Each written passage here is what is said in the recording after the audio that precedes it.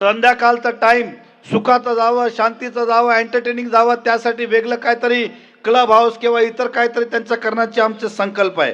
Mira road भाईंदरमध्ये Ayushman Bharat card हे जास्त हॉस्पिटलमध्ये लागू करण्यासाठी हा आमचा संकल्प आहे. मीरा भाईंदरमध्ये सर मोठ्या प्रमाणात गावठाण आहे, गावठाणमधला हा शहर झाला, परंतु आजही प्रॉपर्टी कार्ड भेटले नाही. म्हणून ते सगळे गाववाले वंचित आहे की आमच्याकडे कुठलीही मालकी नाही, अंग्रेज कालापासून आम्ही राहतो, म्हणून जास्त सर लवकरात लवकर हे प्रॉपर्टी कार्ड त्यांना दिलं सर तर त्यांना दिलासा मिळतील. आणि हा आमचा संकल्प आहे की आम्ही या 5 वर्षामध्ये शासनामार्फत सर्वांना प्रॉपर्टी कार्ड देऊ सर.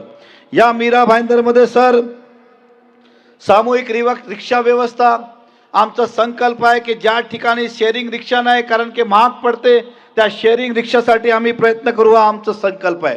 आता गणेश उत्सवामध्ये आपल्याला गणेश उत्सवाची मूर्ती हे विसर्जित करता येत नाही, शालू मातीची मूर्ती आणावी, परंतु काही ठिकाणी शक्यता नसले अजूनही POP आहे. त्यासाठी अनेक ठिकाणी आम्ही कृत्रिम तलाव परमनंट तयार करू, हा आमचा संकल्प आहे. म्हणजे कुठली अवहेलना होणार नाही, हे आमचा संकल्प आहे. साहेब मीरा भाईंदरमध्ये मोठ्या प्रमाणात वारंवार आम्ही भाईंदरचं सगळं भ्रमण केलं. अनेक सोसायटींची नागरिकांची तक्रार आहे, पोलीस प्रशासनही आपल्या समोर आहे की या मीरा भाईंदर मोठ्या प्रमाणात ज्या ठिकाणी डार्कनेस एरिया आहेत त्या ठिकाणी असामाजिक तत्व फालतूगिरी असतात. बऱ्याचशा ठिकाणी गांजे ड्रग ह्याचं सेवन होतो.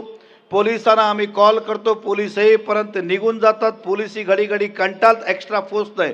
म्हणून आज आपण जाहीर करा, गृह खाता आपला आहे की या मीरा भाईंदरच्या ह्या कामाला थांबवण्यासाठी, ह्या रोखण्यासाठी आपण टोल फ्री नंबर आणि एक स्पेशल कॉड या पोलीस मार्फत तयार करावा. कुठेही तक्रार आली तर 5 मिनिटांमध्ये ते पोहोचू शकेल आणि अशा प्रकारचं थांबवता येईल. अशा प्रकारचा आज आपण घोषित करा सर. आणि ह्या शहराची गरज सुद्धा आहे सर. अनेक या शहरामध्ये आमच्या संकल्प आहेत. मीरा भाईंदर हा वाढता शहर आहे.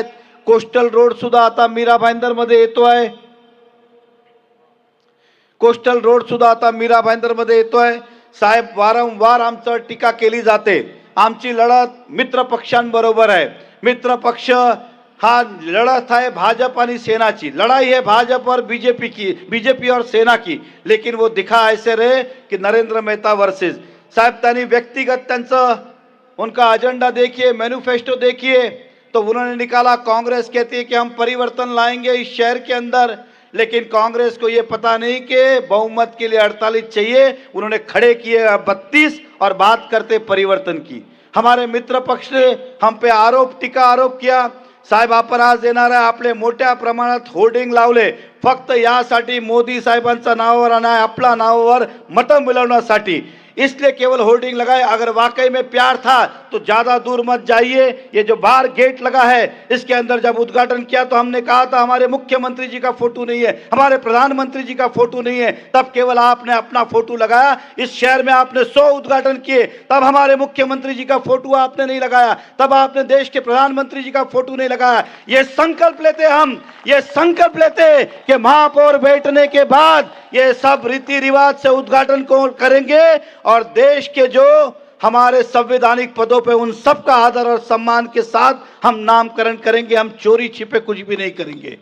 साहेब आम्हाला अनेकदा छल्लं गेलं, मंत्री असताना आम्हाला अनेकदा दाबवलं गेलं, लेकिन ये शहर कभी रुकने वाला नहीं. या भारतीय जनता पक्षाचा जनाधार आहे आणि भारतीय जनता पक्षाने नेहमी मीरा भाईंदरला साथ सहकार्य दिलंय. मला बरंचसं काही बोलायचं आहे, पण मान्य मुख्यमंत्री साहेबांना इतर बैठकीला जायचं है. मैं आपसे इतना ही कहूँगा, ट्रिपल इंजन की सरकार का करिश्मा आपने देखा है. 14 से लेके 19 तक 5 साल में जिस तरह से डेवलपमेंट हुआ है उसके बाद कभी नहीं हुआ है, ना भूतो ना भविष्य. आपको भी पता है, हमें भी पता है, पत्रकार बंधु को भी पता है कि आने वाले समय में भारतीय जनता पार्टी की सत्ता इस मीरा भाईंदर में होगी. तो क्यों पड़े हो दूसरों के चक्कर में. सीधे सीधे भाजपा के उम्मीदवार को जिताए, सीधा सीधा काम करे. नगर सेवक होंगे, महापौर होंगे, मुख्यमंत्री होंगे, प्रधानमंत्री जी होंगे, काम फटाफट होगा. हमें किसी और रास्ते से आने की आवश्यकता नहीं है. तो ज्यादा से ज्यादा भारतीय जनता पार्टी के उम्मीदवार आप चुने और फिर एक बार मीरा भाईंदर की सेवा करने का मौका हमें दे. साहेब उत्तनकर इकडे आलेले आहे. फादर आलेत का या ठिकाणी? या ठिकाणी फादरला विनंती करावी वरती. साहेब एक आपल्याकडे पहिला राई मोरवाला हा कारशेड आणला होता, गाववाल्याने विरोध केला, आपण ते डोंगरीला घेऊन गेलो. मग डोंगरीवाल्यांनी सांगितलं पर्यावरणाचा नाश होणार आहे. आपण या संदर्भात नागपूरमध्ये सगळ्या अधिकाऱ्यांनी बैठक लावली होती आणि आपण अहवाल सादर करायला सांगितलंय. साहेब आज आपण या शहराचा नागरिकांना आश्वासित करा की निवडणूक झाला आपण तो रद्द करणार, कारण या शहरामध्ये आश्वासन बरेचसे लोकांनी दिली पण कामं कोणी केली नाही. आपण साहेब ठणकून आज सांगा की आम्ही तो कार शेड काढणार. साहेब उत्तनमध्ये 50 कोटी रुपये खर्च करून त्या ठिकाणी कतलखाना बांधणार होतं, आपण तो फोन कॉल करून थांबवलं सर.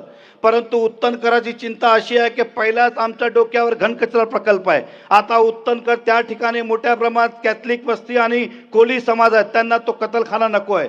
त्यांचं म्हणणं या भागात तुम्ही ते कतलखाना करू नका, आम्ही पहिलाच त्रस्त आहोत. तर तो कतलखाना मी आपल्याला आश्वासित करतो की मीरा भाईंदरच्या पहिल्या सभामध्ये आम्ही तो 37 खाली करून तो रद्द करू असं मी आपल्याला आश्वासित करतो. मी परत एकदा सर्वांचा मनापासून धन्यवाद करतो आणि माननीय मुख्यमंत्र्यांना मनापासून धन्यवाद करतो की आज ते आपले संकल्प मीरा भाईंदरसाठी वाटतील आणि मी काय मागितलं नाही तरी ते भरपूर काय देतील असा मला पूर्ण विश्वास आहे. परत एकदा सर्वांना विनंती करतो 15 तारखेला सर्वांनी भारतीय जनता पक्षाला मतदान करो. केवल और केवल भाजपा को ही करे, किसी और को नहीं करे, इस बात का आप ख्याल रखें. धन्यवाद. जय हिंद, जय महाराष्ट्र.